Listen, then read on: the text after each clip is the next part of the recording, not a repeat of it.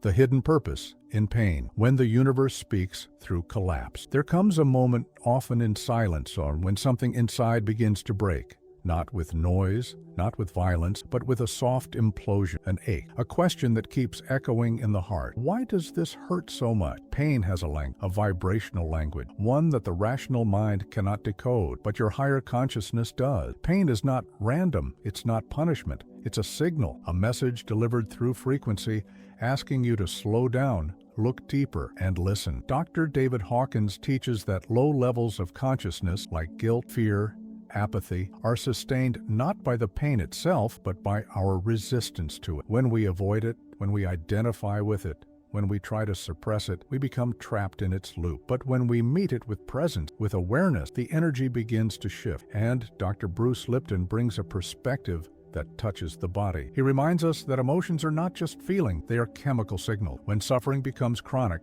when emotional pain is repeated over and over, it triggers biological changes. Your genes respond, your cells contract, your body enters a state of survival day after day. Most people try to eliminate pain, escape it, distract themselves from it. But what we don't decode, the universe amplifies, not as punishment, but as a gentle and sometimes fierce recalibration. Crisis doesn't come to crush you. It comes to interrupt the unconscious pattern that no longer aligns with your evolution. So today, just breathe and ask yourself gently, what if the pain I feel isn't here to destroy me? What if it's here to reveal me?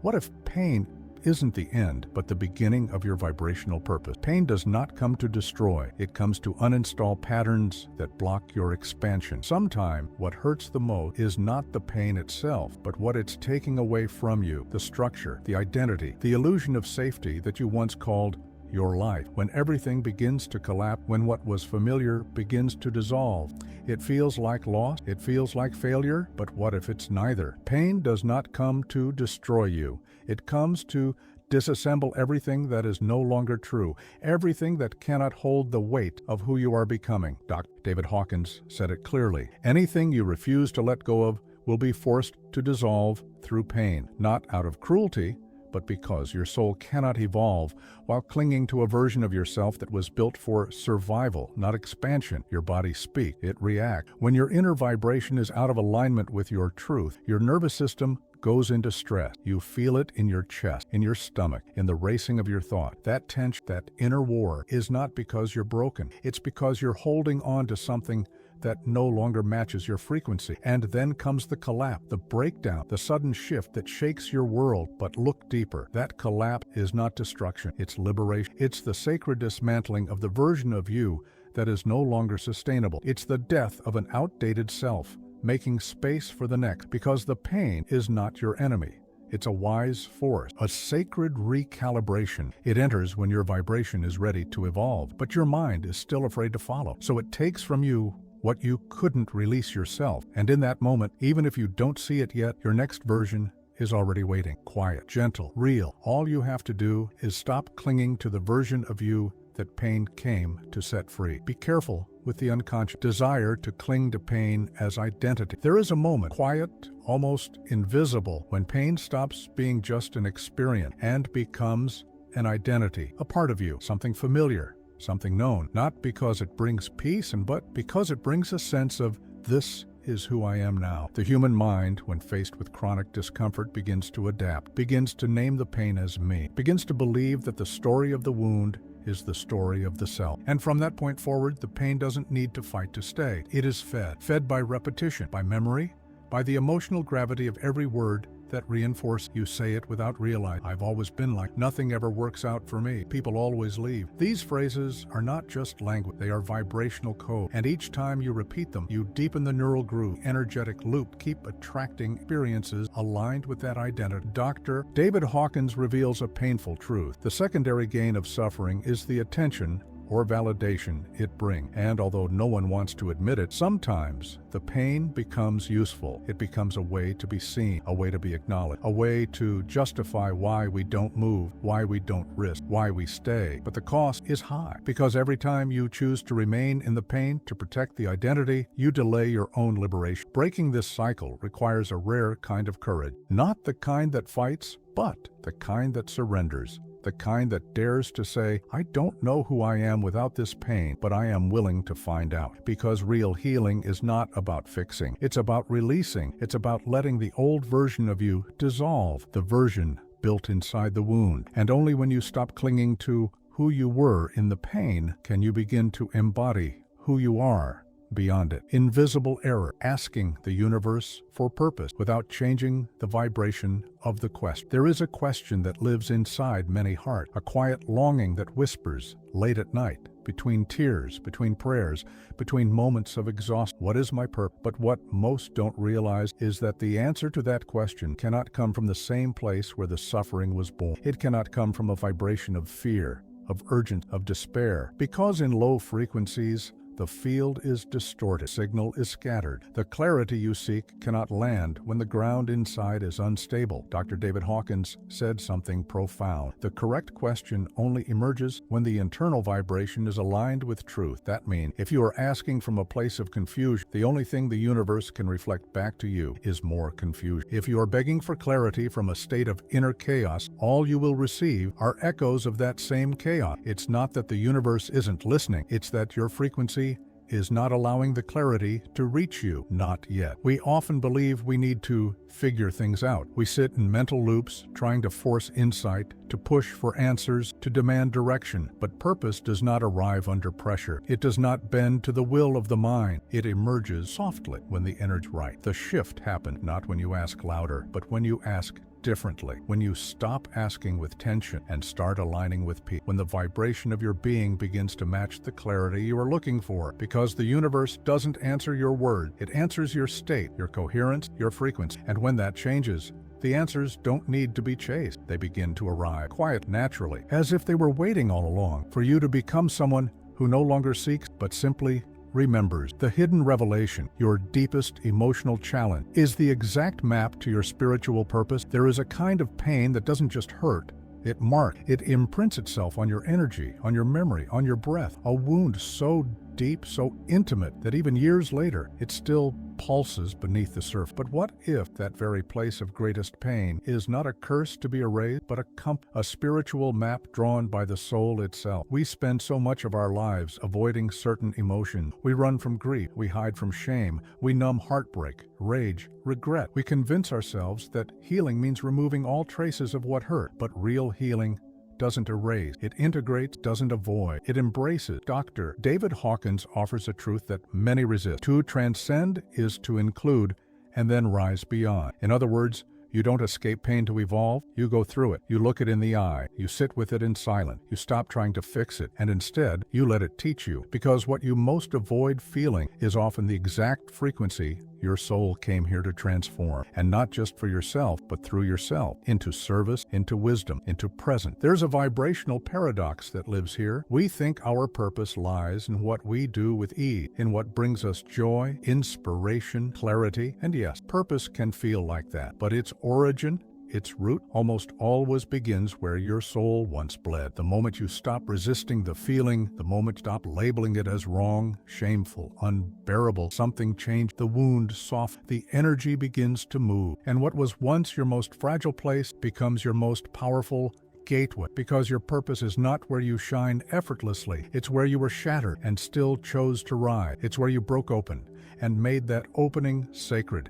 It's where your humanity met your divinity and something entirely new was born. Vibrational technique, how to transmute pain into purpose with a 3-step practice. There is a way, gentle and powerful, to take what once broke you and shape it into something sacred, not by denying the pain, not by masking it with false positivity, but by meeting it with the kind of presence that transforms energy at its root. Pain, when held with intention, becomes fuel. It becomes alchemy. The first step is radical honesty. Name the pain without trying to dress it up, without turning it into a lesson too soon, without spiritualizing it to escape its depth. Just name it clearly, truthfully, not as a concept, but as a felt experience. Say it softly, this hurt. Let it be as it is, without explanation. The second step is to allow yourself to feel, not the story, not the memory, but the raw sensation. Drop beneath the narrative, beneath the words, into the body, into the vibration. Let the emotion be energy. Let it rise, tremble, shake,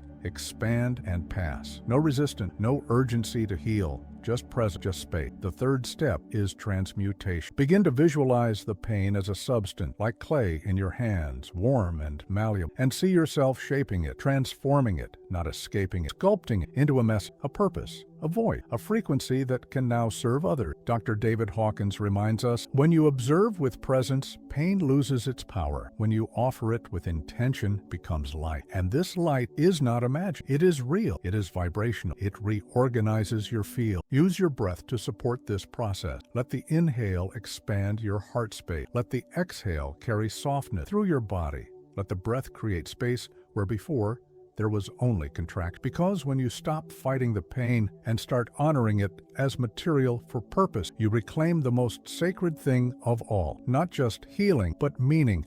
Not just release, but creation. Pain no longer defines you. It empowers you. It no longer holds you hostage. It becomes your voice, your vision, your vibration. Symbolic metaphor. The cocoon exists only because the butterfly is already vibrating for freedom. There is something sacred about pressure, about the moments when everything feels too tight, too small, too heavy to carry. These aren't signs of failure. They are signs of becoming, signs that your inner frequency has outgrown the form that once held. Imagine the cocoon, dark, confined, still. To the caterpillar, it may feel like a prison, but in truth, it's a temple, a sacred vessel designed for transformation. And the discomfort that grows inside it is not a sign that something is wrong. It's a signal that something is emerging. Dr. David Hawkins speaks of this process as a necessary collapse of the lower form for the emergence of a higher state of consciousness. It is not chaos, it is evolution. And even though your mind may panic, your soul already knows. The mistake is trying to preserve the cocoon, clinging to what is dissolving, holding together what your soul is asking to release. We do this out of fear, out of habit, out of the illusion that safety lives in the familiar, but real safety lives in truth. And truth often requires the breaking open of what no longer fits. The pressure exists not because something is breaking down, but because something is ready to break through. The cocoon only begins to crack when the butterfly is already vibrating. And that vibration, the one rising within you now, it's not asking for more control. It's asking for surrender. It's not asking for certainty. It's asking for trust. Because pain is not the end of your story. It's the opening, the soft rupture through which light begins to pour in. You are not meant to live in the cocoon. You are meant to remember that the tightness, the darkness, the pressure are all proof that your soul is expanding. And when you stop fighting the constriction and start listening to what's trying to unfold through you, the wings emerge, not suddenly, but steadily, from within the very place that once felt like your prison. The hidden intelligence of the universe. It does not punish. It reorganizes your life to align you with truth. Sometimes life rearranges everything. The job disappears, the relationship ends, plans collapse. And in that moment, it can feel as though the ground beneath you is gone, as if something is being taken, as if the universe is closing in. But what if it's the opposite? What if nothing is being taken, but everything is being set free? Greg Braden reminds us that the unified field, the quantum fabric of reality, is always responding, not to what you want, but to what you are, to the coherence between your emotion and your intention. If those two are not aligned, the field reorganized, not to punish you, but to correct the signal. Dr. David Hawkins echoes this truth. Your external reality is only the consequence of the energetic field you sustain. That means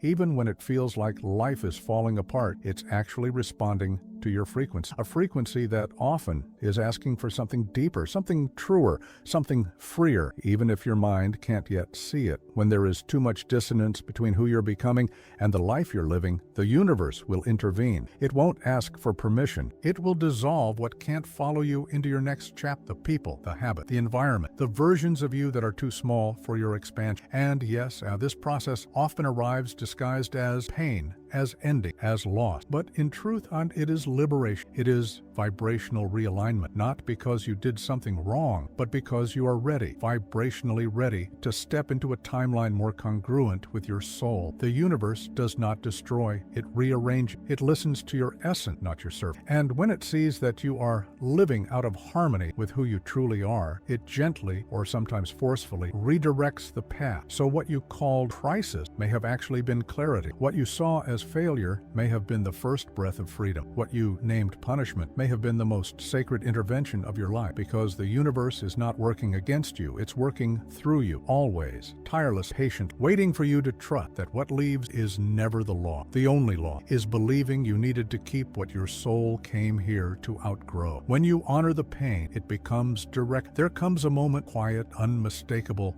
when the pain no longer shouts. It doesn't demand, it doesn't consume, it simply reveals. And in that moment, if you're listening, you'll notice something different. You'll notice that what once felt unbearable now feels like a doorway. Dr. David Hawkins reminds us that suffering ends the moment you stop resisting and begin to understand, not intellectually, but vibrationally. When you stop labeling the pain as a mistake and start meeting it with curiosity, something inside soft, the contraction loose, the current begins to flow again. And as it flows, something shifts in your feet, because pain, when honored instead of avoided, becomes intelligent. It becomes clarity. It becomes direction. It starts to show you not what you've lost, but what's trying to emerge through you. Neville Goddard teaches that your state of being is what molds reality, not your goals, not your affirmations, not your effort, your state. And when you begin to embody the state of someone who has already moved through the pain, someone who has integrated the lesson,